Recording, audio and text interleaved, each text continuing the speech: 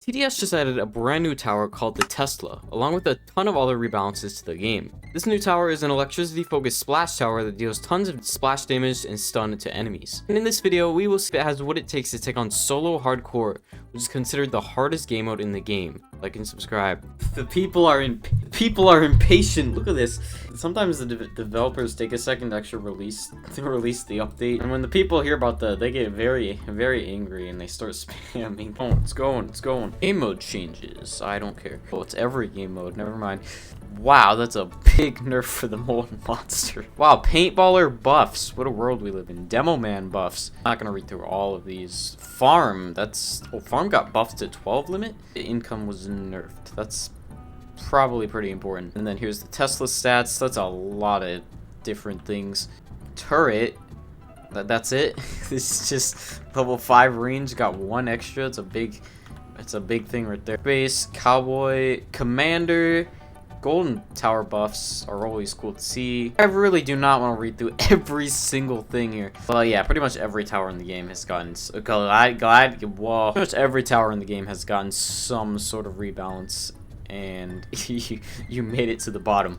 Okay, because every single tower has gotten that was freaky. Because every single tower has got some sort of rebalance, I'm gonna try to test them out in sandbox before I pick them up, because I want to see just what we're working with, because it's gonna be kind of tricky if everything's been changed around to play like something like solo hardcore, because you need to understand what your tower stats are for the best chance at winning. So the total rebalance count is 39.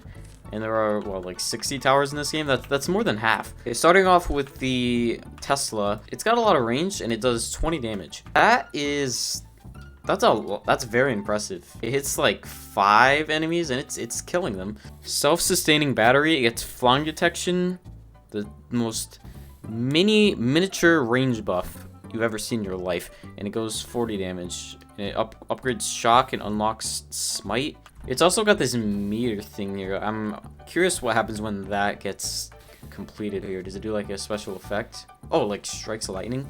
And the last upgrade is $50,000. That's not even like accounting for a hardcore's inflation or whatever. And it just pretty much just gets upgraded stats of everything we've already seen. Really sick. I like this like really detailed design and these little pistons that stick out.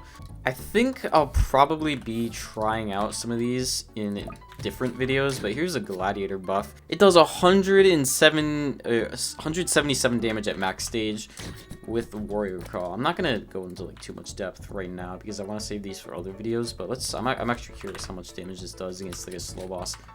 Yeah, this is a pretty deadly combo right here. Both of them are like splash menaces, so they obliterate everything. Yeah, and I have no idea what these stats are, so I don't really have the best chance at winning. I'm just gonna try to pick something that works so we could actually try it out. Splash focus tower, so I don't expect it to be able to solo the final boss or whatever, so that's why I'm just curious how far can it get and how well can it do. Let's try out like 100 of these fallen heroes. Oh, Commander got hit hard with this update. It only does 40% buffs now. So surprisingly, this is killing some of these things. They have a lot more HP, and probably it's way too much.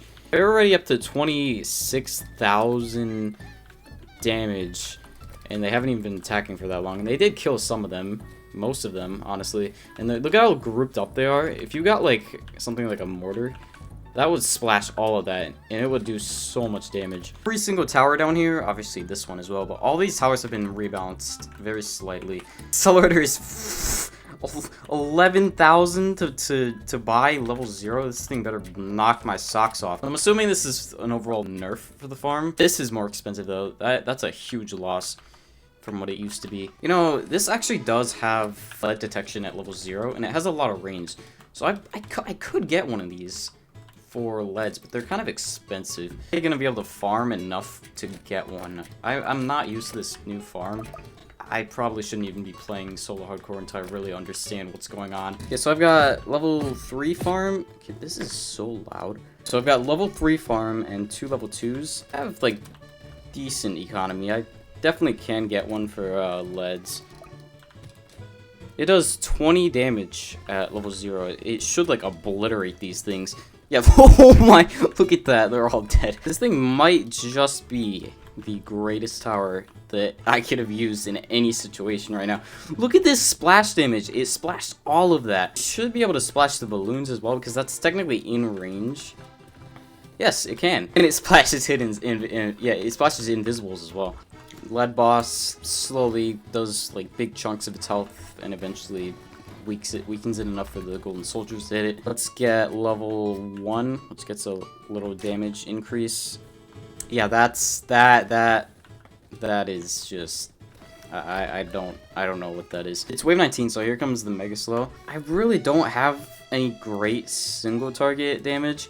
If it can stun this, but it has no stun, so I don't know if it can stun it. This is definitely not enough DPS though, so I'm probably gonna have to skip the new buffed accelerator, surprisingly. Look at that overcharge. What? This thing has 9,000 overcharge. Is that even gonna kill it though? That's not. Oh no, it's gonna keep shooting it, so maybe it'll weaken it enough so I can take it. I'm gonna invest all my money into this thing. Are you kidding me? We're just gonna benchmark it against some other things. Save me like, I don't even know, 50 minutes worth of time experimenting with towers I don't know how to use and possibly losing along the way. We're just gonna cut right to wave 50 because that's honestly what most of you guys are here for anyways. Alright, let's spawn the big guy. I've also turned off my skill tree because I accidentally kept leaving that on in some of my other videos. Well, Commander actually has range now, so I can chain these. And immediately, look at the brawlers all going to work along with everything else.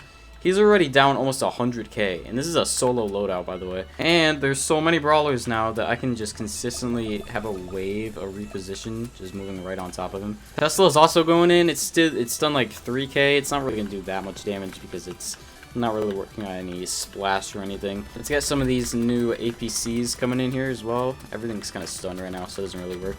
Accelerator still hasn't even reached max overcharge. It has 100,000 max overcharge at max stage, and we have so many APCs here, it's almost like glitching out. Let's move some of these. I'll move some of the Teslas as well, because I know he's gonna do his rage stuff or whatever. I think the Teslas do stun him a little bit.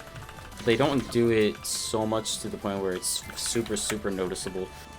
We got a rage mode right here. That's so good. This accelerator is about to reach its max overcharge here. It's still hasn't got there, and this thing is already at 500k HP. I'm gonna have to micro everything very fast, and hopefully that can actually kill it. Of course, wave 50 does have a little bit more enemies. I can't really spawn those. It wouldn't be like this good, but it still would be a very good rage. This guy is about to reach overcharge, but he's almost out of range, so he almost didn't get that overcharge. He's almost in Death Wish mode, and he's still not out of range of everything. I'm gonna have to sell and replace all of these and move them.